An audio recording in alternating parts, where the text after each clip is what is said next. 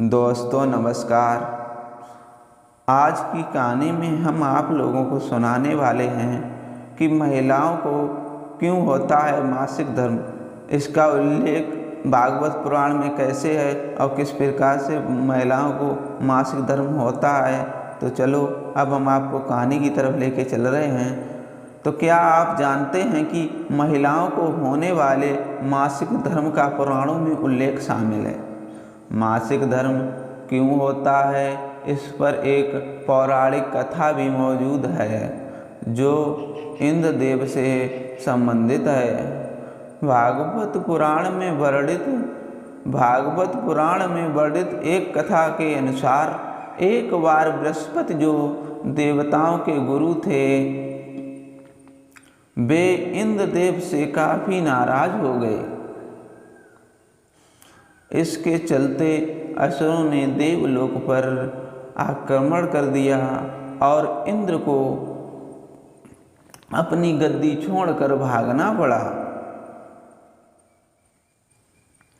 असुरों से खुद को बचाते हुए वे सृष्टि के रचनाकार भगवान ब्रह्मा के पास पहुँचे और उनसे मदद मांगने लगे।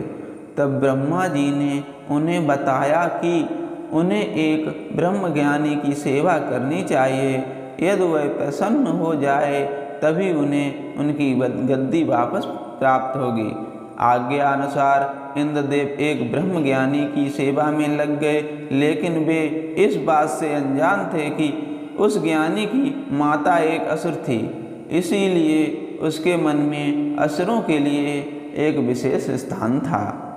इंद्रदेव द्वारा अर्पित की गई सारी हवन की सामग्री जो देवताओं को चढ़ाई जाती है, वह ज्ञानी उसे असुरों को चढ़ा रहा था। इससे उनकी सारी सेवा भंग हो रही थी। जब इंद्रदेव को सब पता लगा तो वे बेहद क्रोधित हो गए और उन्होंने उस ब्रह्मज्ञानी की हत्या कर डाली। एक गुरु की हत्या करना घोर पाप था, जिस कारण उन पर ब्रह्म हत्या का पाप आ गया। ये पाप एक भयानक राक्षस के रूप में इंद्र का पीछा करने लगा। किसी तरह इंद्र ने खुद को एक फूल के अंदर छुपाया और 1,00,000 साल तक भगवान विष्णु की तपस्या की।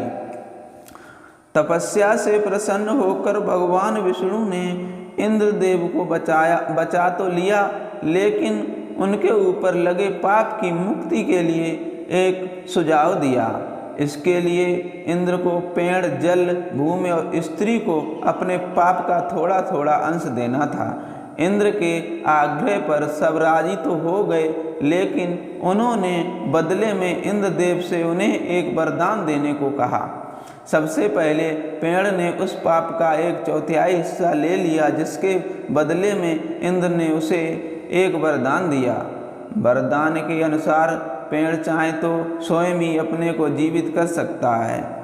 इसके बाद जल को पाप का हिस्सा देने पर इंद्रदेव ने उसे अन्य वस्तुओं को पवित्र करने की शक्ति प्रदान की। यही कारण है कि हिंदू धर्म में आज भी जल को पवित्र मानते हुए पूजा पाठ में इस्तेमाल किया जाता है।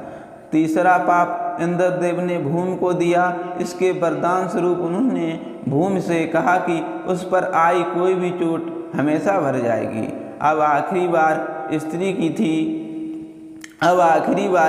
की थी। इस कथा के अनुसार स्त्री को पाप का हिस्सा देने के फलस्वरूप उन्हें हर महीने मासिक धर्म होता है, लेकिन उन्हें वरदान देने के लिए इंद्र ने कहा कि महिलाएं पुरुषों से कई गुना ज़्यादा काम का आनंद उठाएंगी।